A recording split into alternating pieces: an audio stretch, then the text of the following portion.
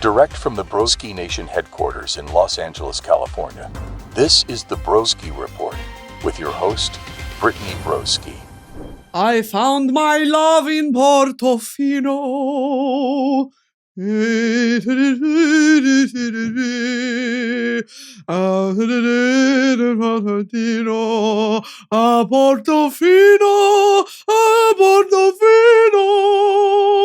I found my love. Now, if you know that song, that was actually really good. If you know Dahlia, whatever her name is, Dalida, I found my love in Portofino. Guys, what are we sipping on this morning? First of all, welcome back to the Broski Report. Second of all, check out this Coca-Cola can mug. The bounds of human innovation, we really hit it with this one. We really did it with this one. Now, what's in there, you may be asking? A little bit of lead, a little bit of cyanide, right? I'm trying to do this thing where I'm doing small doses. You got to work yourself up. Every morning I take a capsule of lead, a capsule of Red 40, a capsule of microplastics, and a capsule of cyanide. Because apparently cyanide is in tampons, right? What are we talking about there? And why is that even...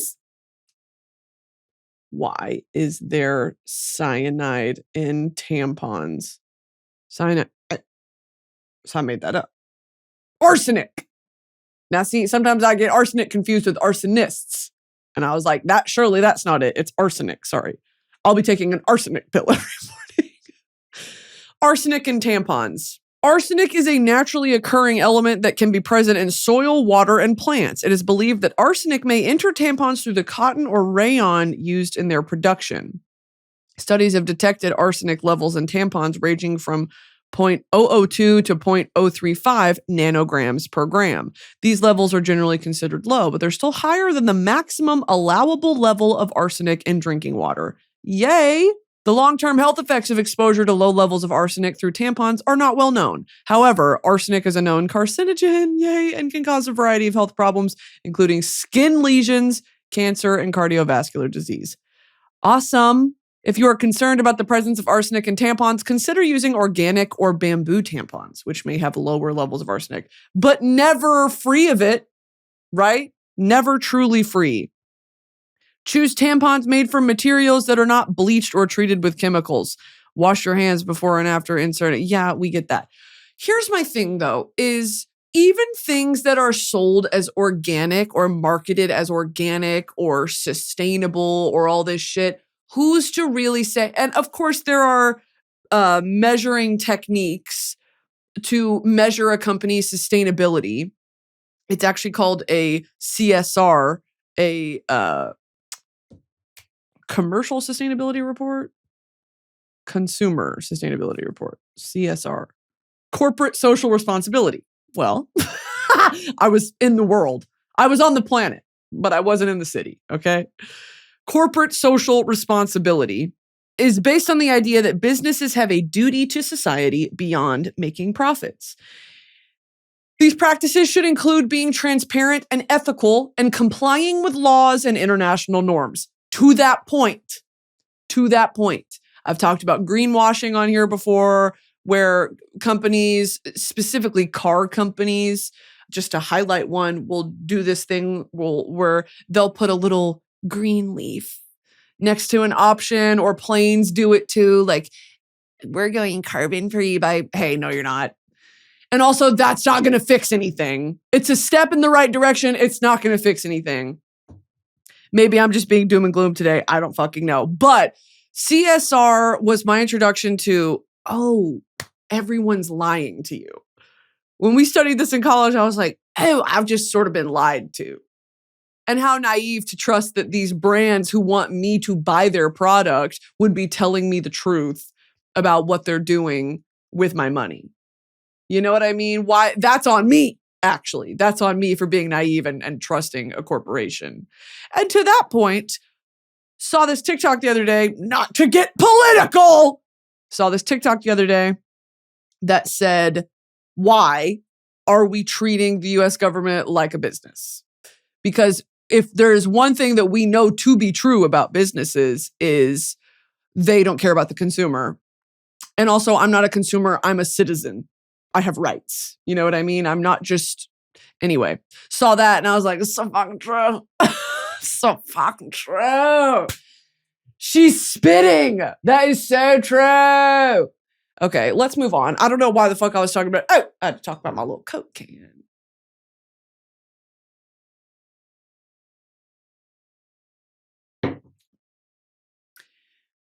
Okay, let's get into the serious shit.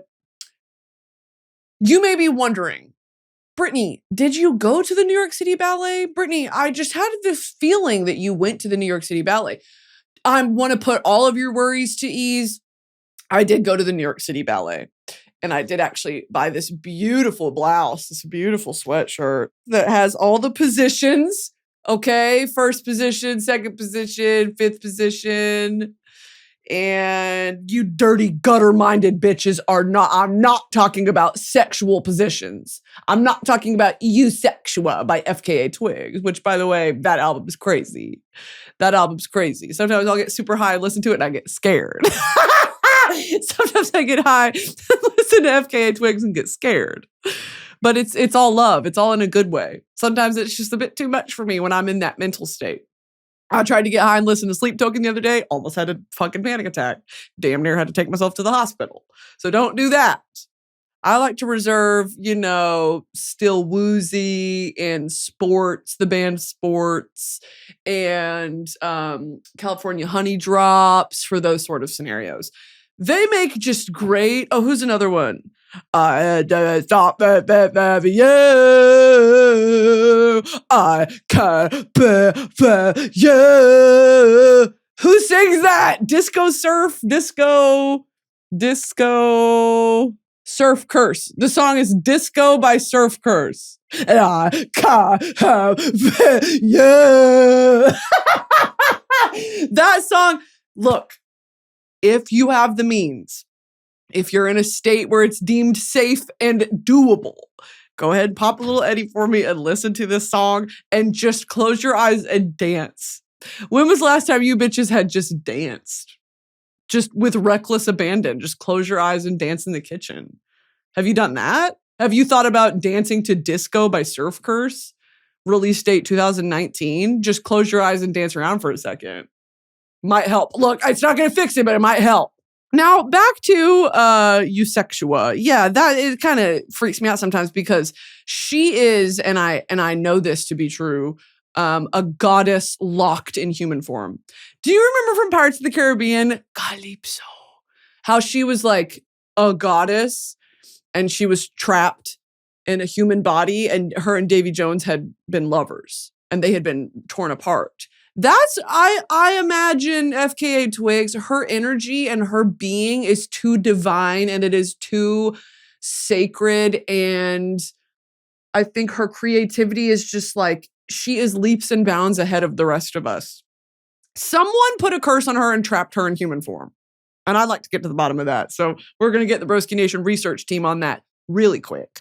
And we'll get back. We'll give you progress and updates as they come in. Back to the ballet. Holy fuck! Did I get started talking about that? I went to the New York City Ballet. You hear all the mucus in my throat?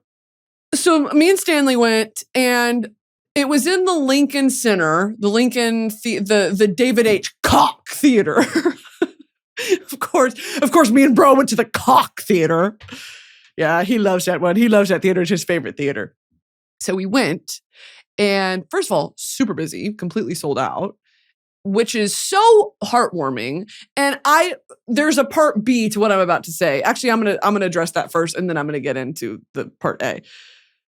There is clearly, when it comes to the arts, like Broadway, any live play that's in a professional capacity, any musical, any ballet, any opera, things like this that are live performance theater, there is a barrier to entry.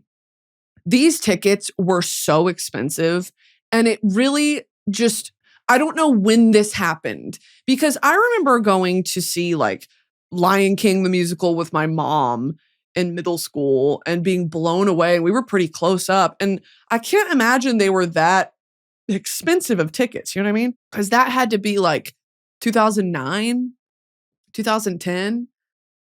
These fucking ballet tickets, one ticket was $250. What are you talking about?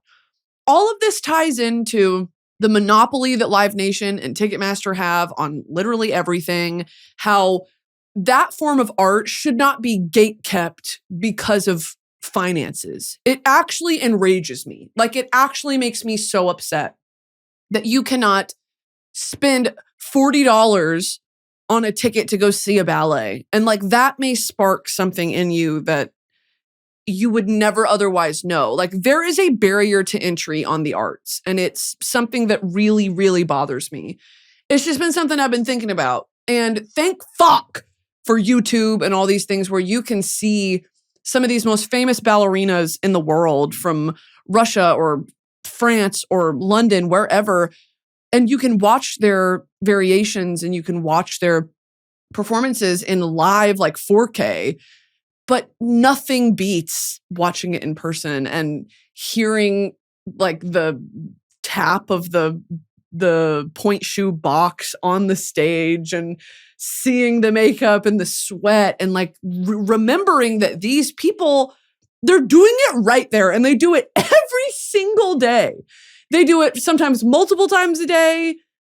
I mean, it's psychotic. And also Swan Lake, it's the same ballerina that dances for Odette and Odile. It is nuts. It's nuts to me. Me just marveling at like live performance. It's crazy that they do it right there. It's not even on YouTube on my phone. It was fantastic. I cannot, like, I was so excited and the excitement did not stop. Afterward, I was like, and Stanley kept asking me all these questions. Sorry, my mouth is watering crazy right now. I'm trying this new Red Bull flavor and it's kind of making my throat close up. Strawberry apricot. Like my throat's kind of closing up. It's kind of, maybe we might need to take a break. Yeah, not loving this flavor. Me looking at the thing like I can read it. It's just my Coke mug. Yeah, strawberry apricot Red Bull. I don't know what you put in there. It's anti-Brittany venom. You put anti-Brittany venom in there because you know I flock to Red Bull like a snake to a rodent. You put Red Bull within a 10-mile radius of me, I'm going to sniff it out and I'm going to sink my teeth into it. This, I don't know, man. My tonsils are kind of swelling. I don't know what you're doing. What's going on with strawberry apricot, team? See, this is what I get for straying from blueberry. Blueberry is my go-to. It's my tried and true. I know it well. I know the effects. It's almost a part of me. You know, I've got however many arteries coming out of my heart. There's a fifth one. Aren't there four? There's a fifth one there. And that's just sort of straight Red Bull up to the heart. And it just, I'm like Iron Man. I'm like Iron Man in Iron Man 2 when he creates that new element. He discovers that new element. And they're running tests on it. And he goes, oh, tastes like coconut and metal. And if you've seen Iron Man 2, you know that was a great impression. It was a great impression. Y'all don't get me. God, I'm leaking. My tonsils are swelling up. My nose is running. I'm drooling. Fuck. Okay. Like I was saying, in Iron Man 2, and he discovers that new element, and he's like, he puts it into the arc reactor in his chest, which of course is a part of him because it's magnetically keeping the shrapnel from going to his heart. Are you guys keeping up? Because when there was that bomb blast in Iron Man 1, which was, and not to get too deep into Iron Man, because I will. Because remember, Tony Stark goes out to the desert in the Middle East to go see what Stark Industries weapons, to give a weapons display, right? An exhibition of what the new Stark Industries weapons of mass destruction can do. And he is getting a contract with the US government. Well, of course it goes wrong. And of course there's other things at work, but he watches in a very like dramatic, hyper-political scene, he watches the same weapons that he designed to kill and maim foreign humans kill American servicemen. And he has this full circle moment of like, I'm part of the problem, right? And so therefore, from then on out, when he gets back to the US, everything's fine. Sorry if I'm ruining the plot. It came out in 2008. Fucking watch it, maybe. When he gets back to the US, he immediately gets this press conference. He gives a press conference where all these reporters are there, and he completely uproots and remolds the mission statement of Stark Industries to be that they are going to be focusing on scientific research. They are no longer going to be creating these weapons of mass destruction, because he's seen firsthand the ripple effect, right? And now how ridiculous is that you have to be over there and be personally affected by it to realize, I'm aiding the war effort. Negative connotation, right?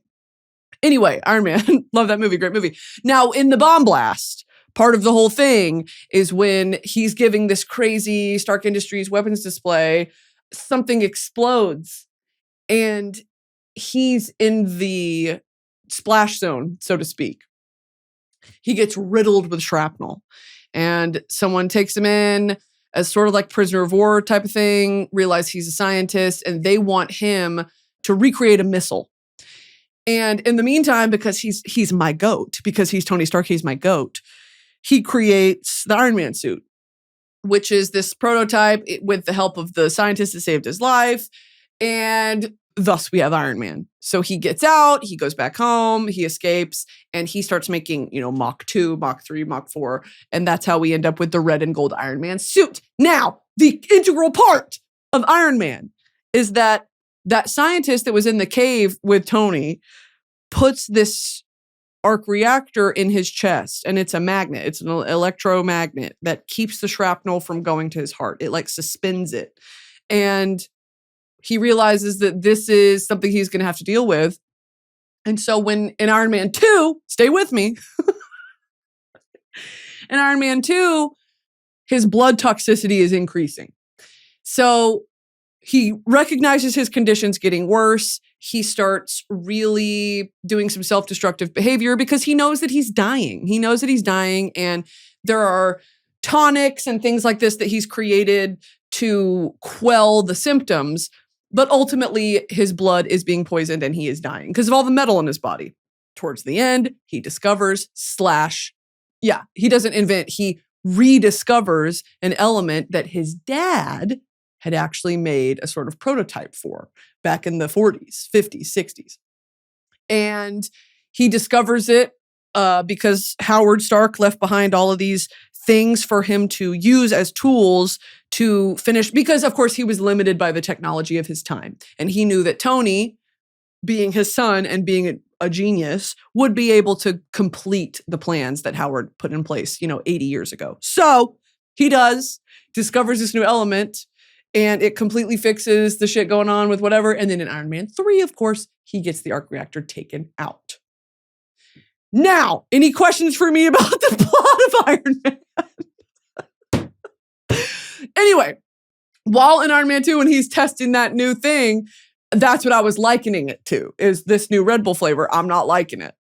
Okay? Tastes like coconut and metal. It's what I was juicing up this morning.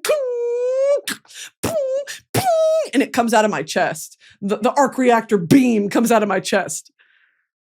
That's how I feel on this podcast. You give me 1.5 Red Bulls. Oh, and mind you, I did have an espresso this morning as well. I'm realizing that it's not really sustainable what I'm doing. Because I have to come in this room juiced the fuck up. And usually I am. Usually about 85% of the time on this podcast, the juice is flowing. And by juice, I do not mean liquor. I mean strawberry apricot Red Bull that makes my throat close up. Okay, anyway, let's move on. This episode is sponsored by SeatGeek. It's a new year. It's time to leave the house. And I have the perfect suggestion for how. With over 28 million downloads, SeatGeek is the #1 rated ticketing app. There's more than 70,000 events listed on SeatGeek, including concerts, sports, festivals, and more. So many artists are going on tour, and you can get tickets to Kendrick Lamar and SZA, The Weeknd, Beyonce, and more. I love using SeatGeek, and I found my sleep token tickets for me and my friend for a steal. SeatGeek has your back. Each ticket is rated on a scale of 1 to 10, so you know you're getting a good deal. Look for the green dots. Green means good, red means bad. Plus, every ticket is backed by their buyer guarantee. And you know I came through for y'all. You can use code BROSKI2025 for 10% off your next set of tickets at SeatGeek. That's 10% off any tickets with promo code BROSKI2025. Make sure you click the link in the description to download the app and have the code automatically added to your account so you can use it later. Thanks, SeatGeek! This episode is sponsored by Tinder. Did you hear a recent study found that 80% of women find having a hobby sexy? Imagine that, someone having personal interests and passions. Different people find different hobbies attractive. For some people, it's cooking or reading or rock climbing. Mine is straight men who watch the Broski Report. All 4 of them. Now, alternatively, if your whole personality is crypto, you're going to need to show us something else before you show us that profile. The judges are asking for some diversity. But here's what's fascinating. Pottery and plant parents are having a moment. Something about someone who can nurture things and create with their hands. It's very primal in me.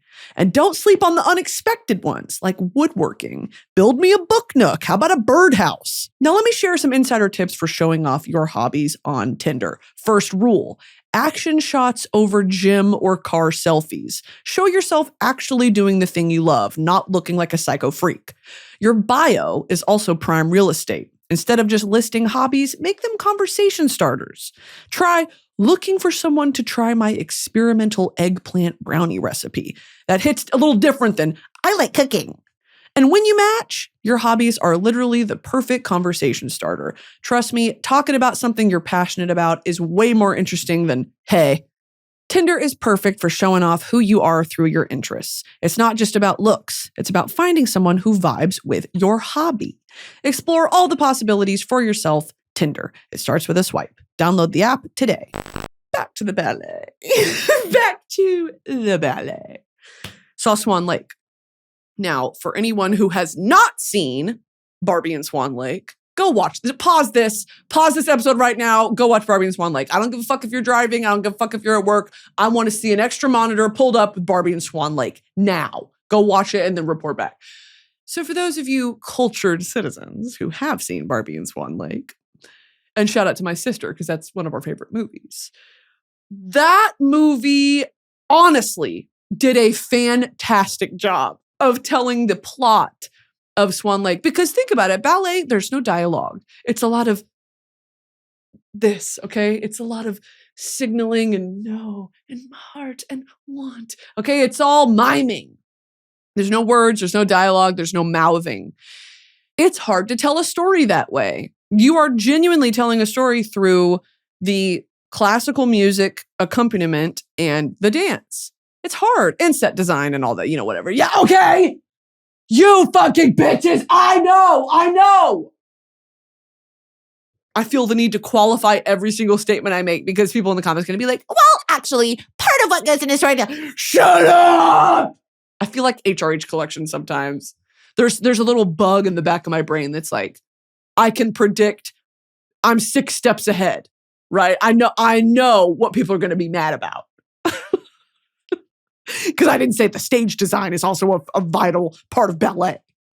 Fuck ever. Okay. Swan Lake. If you've seen Barbie and Swan Lake, very, very accurate telling of the plot line of Swan Lake. So essentially, I'm going to do this from memory, and then we're going to fact check it on Wikipedia. Okay. And is Wikipedia reliable? No, it's not reliable, but it's all we have. It's all I feel, let me be honest, it's all I feel like referencing at this point in time, okay? So Swan Lake is about a young woman who is cursed by a sorcerer into becoming a swan. And she's only human for a few hours at a time. Other than that, she's a swan on the lake. Simultaneously, there is a prince. He is the queen's son, and it's his name day. It's his birthday. And it's about time for him to select a wife. He doesn't want to do that. They bring 6 maidens in front of him. They all do a crazy little dance for him. He's not fucking with it. He is not rocking with the 6 maidens. For his birthday, his mom, the queen, gives him a crossbow. Okay, loves the crossbow. Him and the boys are going to go out and hunt. So they take the crossbow. He's like, fuck all this party. I know there's a bunch of bad bitches in the throne room. Don't care. I want to go be with my boys. Gay, right? Him and his friends go out and go into the woods for a hunt. They go on the hunt with this beautiful golden crossbow. And as he's about to, boom, shoot a swan, which first of all, why are you shooting? Are you eating swan meat? What the fuck? Why would you shoot a swan? Oh, the most majestic creature probably to ever live. Yeah, let me gun it down. Cause got to get that barbecue swan meat. Yeah, just the pulled swan meat for me. Yeah, on a brioche bun. Thank you so much. Gotta get a side of waffle fries with the swan meat. Oh, you're out of swan? Fuck. All right, we're gonna go somewhere else. Swan meat. Leg o' swan. What do swan legs look like? Swan leg. Oh, there's absolutely no meat on that, but that's not a swan. That's a swan. Goofy all legs. Goofy all legs, bruh. That is so, it's just tendons. There's no meat on the swan bone. I wonder what that feels like on the hand. Like if you were to grab if you were to grab a swan by the legs, would it be rubbery? What does a duck foot feel like? Is it rubbery or is it like a dolphin skin? You know, where it's kind of like smooth and shiny? Or because they got to have some grip on there, right? Also, I'm seeing some crazy talon action. What the fuck? Swans have talons? Oh my God, swans are dinosaurs. That's a dinosaur. Ew! What? There's talons. Do swans have talons? What the fuck? Relaxed webbed foot of a mute swan. Hind toe claws can scratch. Swans have claws that can scratch. Why is no one talking about the fact that a swan's foot is called the webbed or palmated feet of birds can be categorized into several types. Palmate, only the anterior digits are joined by webbing, found in ducks, geese, and swans, gulls, and terns, and other aquatic birds, auks, flamingos, fulmars, jaegers, loons, petrels, shearwaters, and skimmers. Birds are crazy. But swans are so pretty. They're pretty, but they've got razor sharp, banshee-like talons and claws. Knee, hip, ankle. Why? Oh God, that is just beautiful though, isn't it? Look at that wing. It's like an angel wing. Do you think the modern understanding and depiction of angel wings is based on swan wings? Where do angel wings come from? Angel wings are a symbolic representation of qualities like guidance, protection, and purity. Okay, anyway, back to the prince. Prince is on the hunt, aims the crossbow at the swan. Before he can do that, stop, it's a woman. Okay, he goes and dances with the woman because she is beautiful, stunning, the most gorgeous creature he has ever seen. They dance in the wood. And it's it's a pas de deux, pas de deux. Two people dancing together. Pas de deux. Deux. Un, deux. Pas de deux. We have got to get a linguistic guy just sitting in the corner in here. Who just a polyglot who speaks every language for every time I have a question, I can just be like, right, pas de deux. Anyway, now hiring. If anyone is a polyglot, go ahead and let me know. We can just zoom you in. Anyway, they dance. It's wonderful. And then she has to go because she turns back into a swan at night. Okay. Well, he returns to the castle. Oh, he's in love. He's sar in love. And they promise each other that they're each other's only ones. They're in love, whatever. And also it pays to mention now that the only way to break the sorcerer's curse is true love. Duh. Is it your first day on planet Earth? Yeah. True love's kiss. Anyway, opening of Act 2 is another birthday celebration for my young boy. Another birthday celebration for bruh. Bruh is, again, dancing with all these maidens. Who gives a fuck? He's thinking about Odette. And there's all these, actually, the top of Act 2 is really fun because all these different countries or cultures, so to speak, come in and do a little jig for the prince and the queen. And they incorporate, me and Stanley were like, who is who? There was a Spanish one, there was like a Russian one, there was a German one, there was like an arabesque one, really gorgeous. And they do all these and they're all in their like respective little outfits. And it was so much fun. And the music is so good. So that's kind of a breakup of the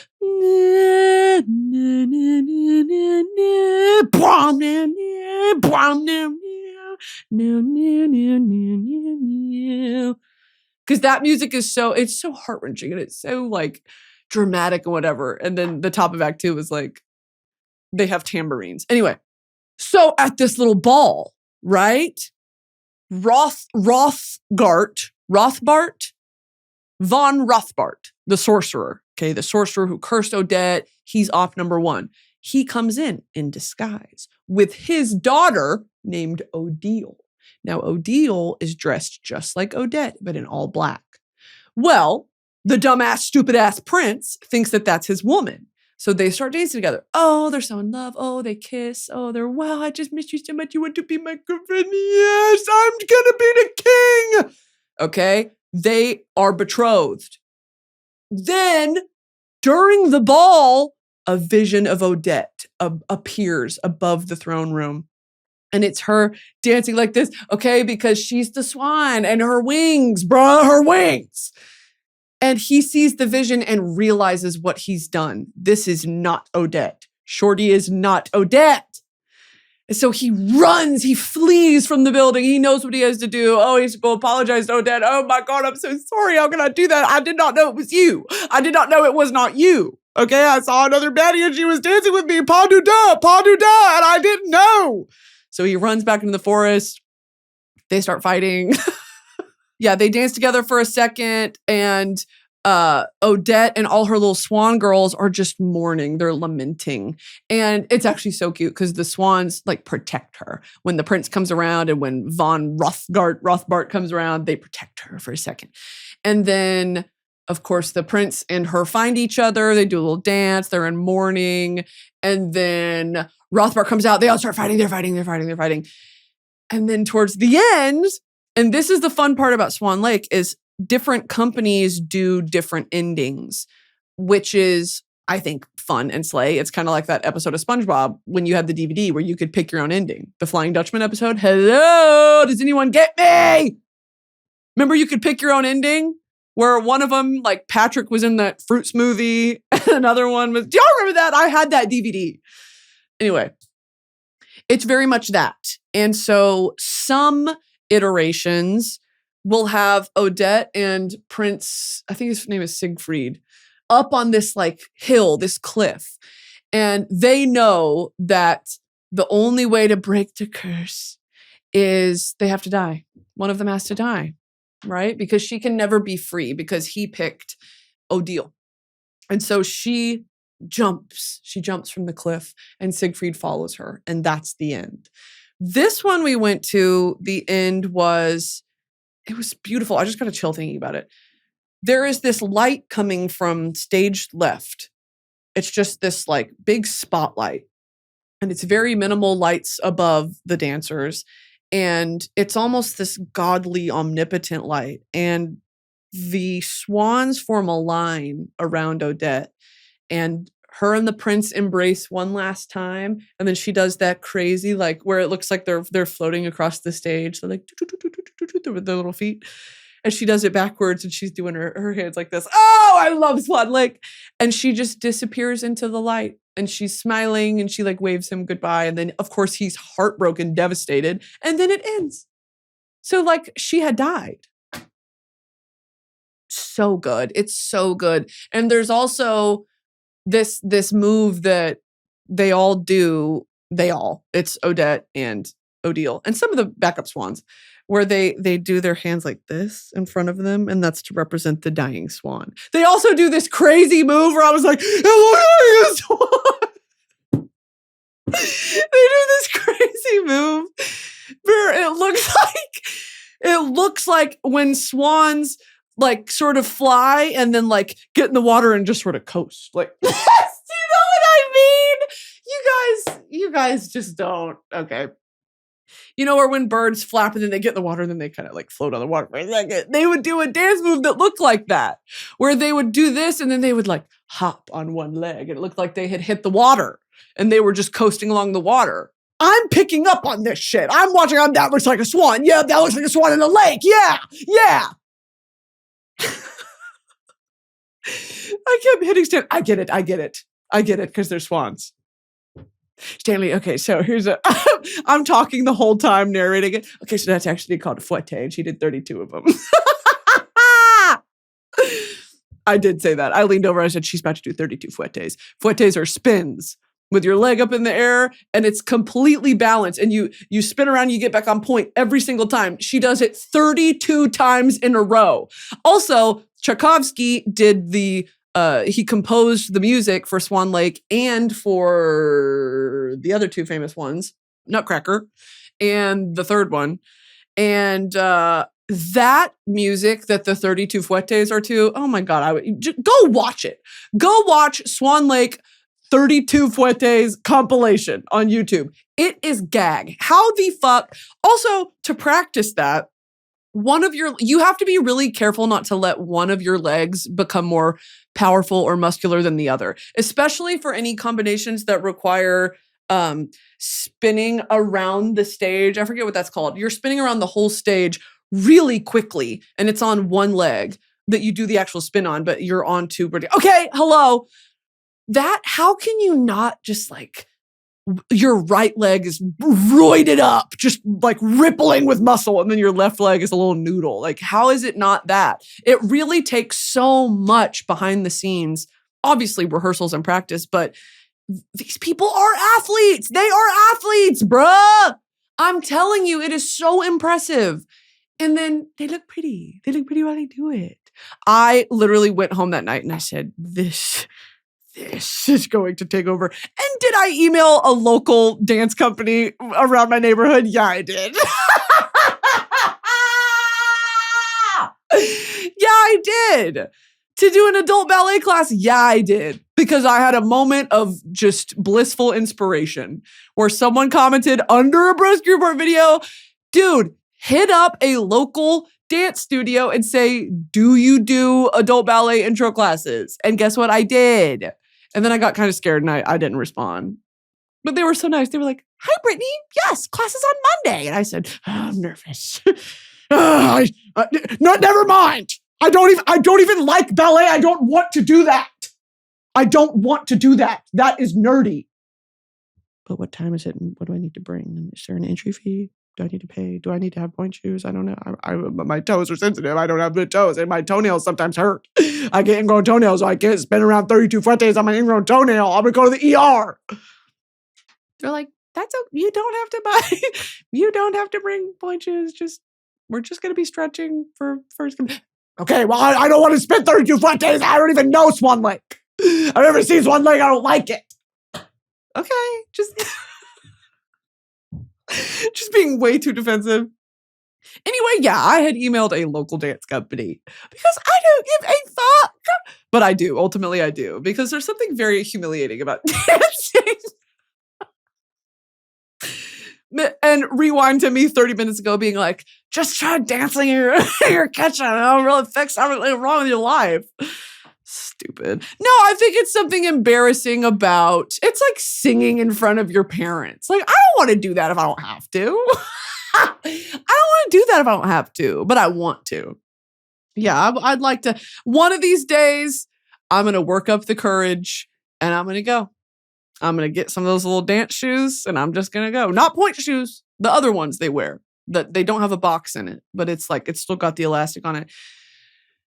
I just really think that that's in my future. It's something that I see for myself. So yeah.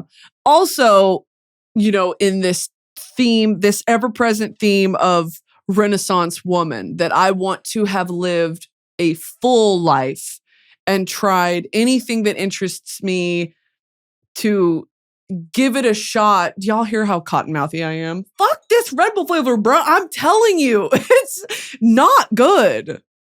I'm going to finish it though. Yeah, I don't know what's going on with that Red Bull flavor. Pull it off the shelves, team. It's making my tonsils touch. Jack of all trades, master of none.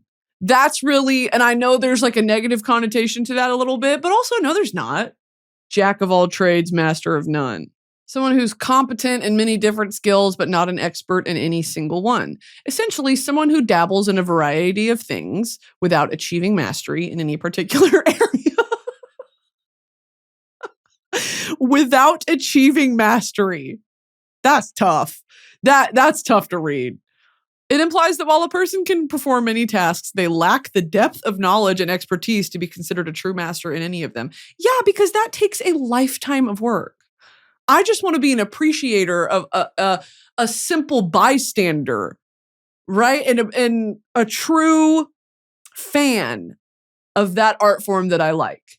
And you don't have to be great at something to appreciate it. You don't have to be great at something to say that you do it. Okay? And hear me when I say that.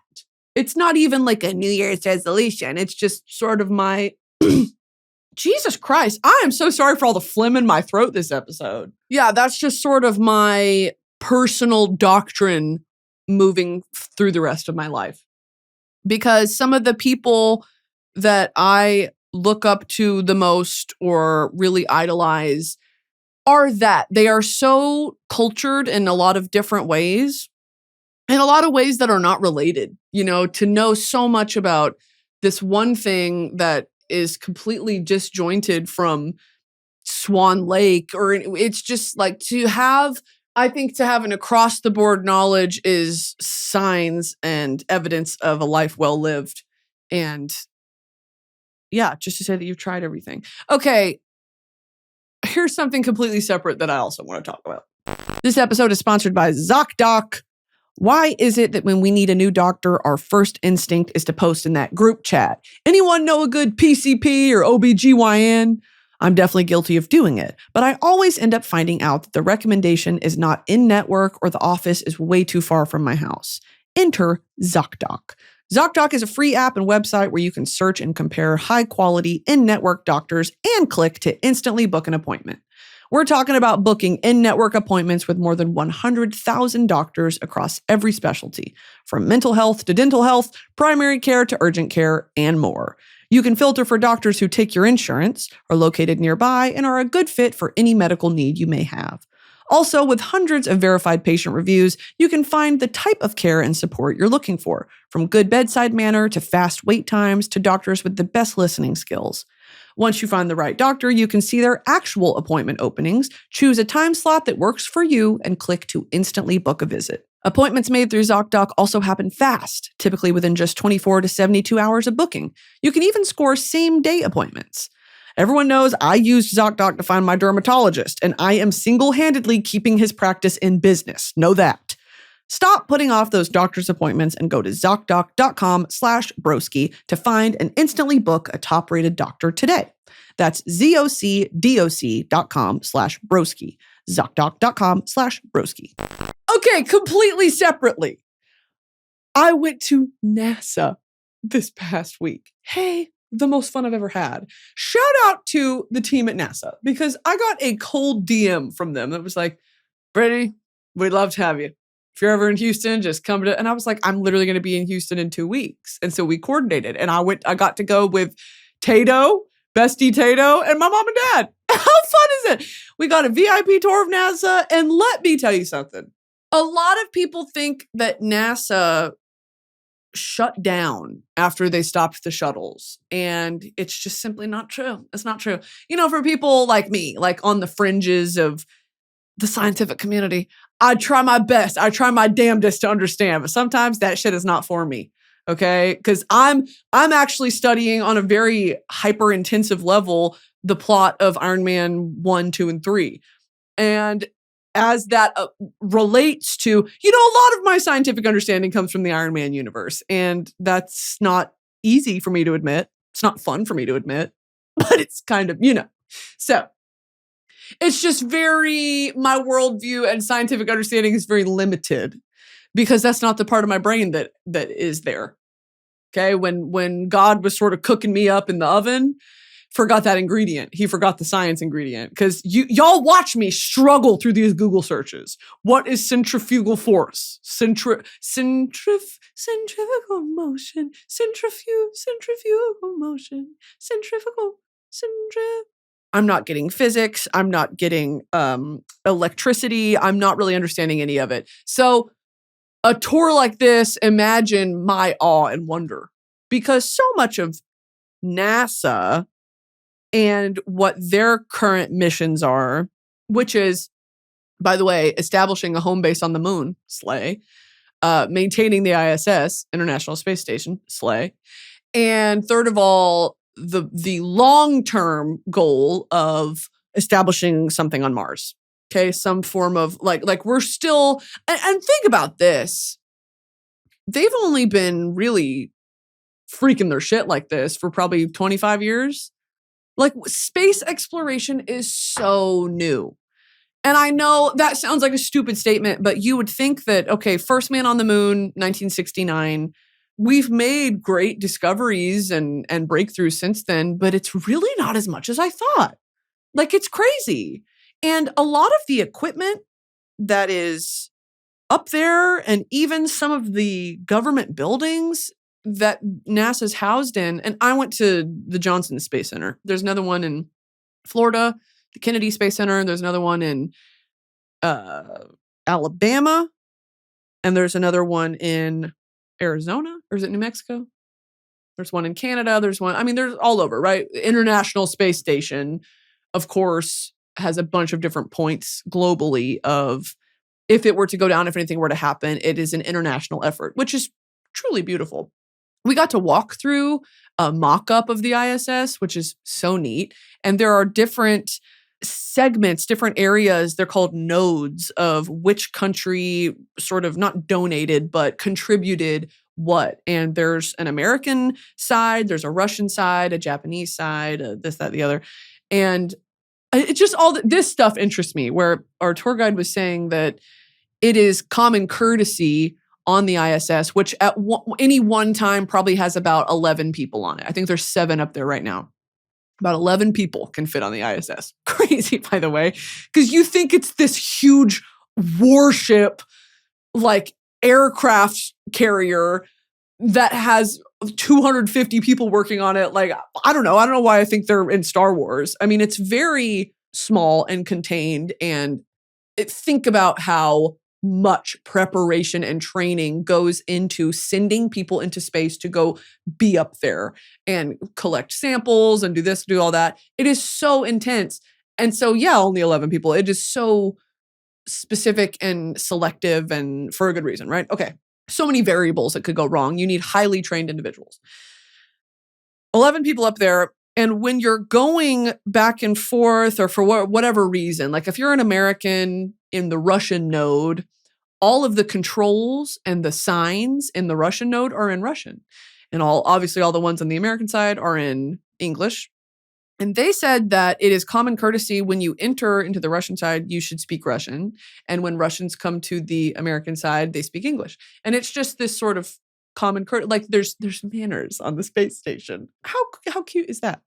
What else? They showed us, that scene from The Martian where those little plant incubator things where he grows that potato. And it's the most emotional scene in the movie when he runs out of ketchup on that one potato. Yeah, I almost turned the damn movie off. I couldn't handle it. It's too much. That is so scary. Matt Damon is my hero. Matt Damon is just my fucking hero. That scene where it's that wall of all the planters. In this mock-up, they had one of those. So cool to see. Where it's like the sun lamps and, there's water and you keep them hydrated. Just crazy. We're growing shit in space. And I also did not know that there is evidence on Mars of moving water. Again, I'm not tapped into this shit. I'm not really, that's not for me. I'm not being targeted. And when I get TikToks about space, I scroll because they freak me out. But that's the shit I want to see. And so all these formations on Mars, I could be talking out of my ass. Let's Google it. Almost all water on Mars today exists as polar permafrost ice, though it also exists in small quantities as vapor in the atmosphere. What was thought to be low-volume liquid brines in shallow Martian soil, also called recurrent slope lineae, may be grains of flowing sand and dust slipping downhill to make dark streaks. While most water ice is buried, it's exposed at the surface across several locations on Mars. In the mid-latitudes, it is exposed by impact craters, steep scarps, and gullies. Steep scarps and gullies. Who fucking wrote this? A pirate? Water ice is also visible at the surface at the North Polar ice cap. Abundant water ice is also present beneath the permanent carbon dioxide ice cap at the Martian South Pole. More than 5 million cubic kilometers of ice have been detected at or near the surface of Mars, enough to cover the whole planet to a depth of 35 meters. Wait, that's scary. Even more ice might be locked away in the deep subsurface. Wait, I'm scared. Some liquid water may occur transiently on the Martian surface today, but limited to traces of dissolved moisture from the atmosphere and thin films, which are challenging environments for known life. No evidence of present-day liquid water has been discovered on the planet's surface because under typical Martian conditions and ambient atmospheric pressure, warming water ice on the Martian surface would sublime at rates of... See, you're losing me. You're losing me right here. Before about 3.8 billion years ago, Mars may have had a denser atmosphere and higher surface temperatures, potentially allowing greater amounts of liquid water on the surface, possibly including a large ocean that may have covered 1/3 of the planet. Water has also apparently flowed across the surface for short periods at various intervals, more recently in Mars history. See what I'm saying, dude? Because he was saying that some of the movement or tracks in the sand is... or not even sand, the surface of the planet indicates moving water. And I was like, that is crazy. Red rising is happening. It's real. It's real. We're terraforming Mars. We're terraforming the planet. It's just crazy. So yeah, I think, honestly, here's one of my reflections from going to NASA. First of all, humans are amazing when we work together. There are truly no bounds for what we can accomplish. It left me feeling hopeful. And second of all, we are so limited and bogged down by red tape because NASA is a government agency that contracts companies, commercial, like SpaceX and Blue, whatever the fuck Jeff Bezos is, like all these sort of private companies that they contract to either build craft or things like the technology, like Velcro was made for space, I'm pretty sure. You're not allowed to say Velcro though, because that is it's copyrighted the way that Kleenex is copyrighted. Velcro for space. Okay, so I had lied. Essentially, Velcro wasn't developed for NASA, but NASA used it in the Apollo missions. Velcro is used in many products, including clothing, footwear, packaging, medical supplies. NASA used Velcro to secure equipment during the Apollo missions. The Velcro brand of hook and loop was invented by a man named George de Mestral in the 40s while hunting in the Jura Mountains in Switzerland. He was a Swiss engineer, and he realized that the tiny hooks of the burrs stuck in his pants and in his dog's fur, he wondered how they attached themselves. Because nature is the greatest inspiration. Nature is the blueprint. Have y'all seen those things of like stars in nature? How sometimes on a cellular level, it's a star, or how leaves form stars, star fruit, this, that. Yeah, it's like some of these patterns or shapes are truly natural. Like they occur naturally in nature. And it's just amazing. Even when you think about things like a spider web, like, why is it so complex and beautiful? If the goal is just to trap food to eat, why is it beautiful? Why is it so intricately designed and symmetrical? That's the craziest bullshit, is that there is a symmetry in nature. And that gets back to like Fibonacci sequence and all this, where for whatever reason, nature is mathematical. And a lot of, like, this is a perfect example of, he recognized something like, why do burrs get caught on things, and what is that technology, and how can we harness that and use it for other purposes? But it was naturally occurring. So fucking cool. So fucking cool. Yeah, this is what I'm fucking talking about. Things NASA invented. Memory foam, camera phones, freeze drying, insulation, solar cells, foil blankets, food safety, water filters, ear thermometers, wireless headphones, cochlear implants, shoe insoles, prosthesis, athletic shoes, LASIK, scratch-resistant lenses, baby formula, cordless tools, dust busters, smoke detectors, computer mouse, cordless vacuums, Nike Airs. What? See, this is just, I love this shit. Anyway, the whole NASA trip was so fun, learned a lot, and I guess I just misunderstood where we're at in the grand scheme of things when it comes to space exploration and space travel. We're not that far. And let me qualify that statement with, we have made leaps and bounds, right? Like, we have done things that people 400 years ago would call magic, like, and it is magical. And so, of course, recognizing how incredible, especially when internationally these teams work together, what we can achieve and how far we've come since the 60s or the 70s, especially through all the government red tape, what we've been able to accomplish. However, it just makes me so upset. Like, what are we missing out on? Because NASA and what it's able to do and what it's able to greenlight is limited by who the fuck sits in the Oval Office. Like, it's just so endlessly annoying and makes me mad. So very cool though. I got my little NASA sticker on my thing. Got my little NASA sticker. I'm a fan. And with that, I'll leave you with my song of the week. It is My Love Will Never Die, live by Hozier. This is on the extended version of Self-Titled. Can I admit something? I'd never heard it until like 2 weeks ago. And I said, oh my God. So lock into that. Super, super good. If you want merch, go to broski.shop. Go subscribe to Royal Court now. We've got a crazy guest coming. Y'all are going to freak the fuck out. Very, very crazy guest. And yeah, keep your eyes peeled for an exciting project coming out later this month. Love you guys. Bye.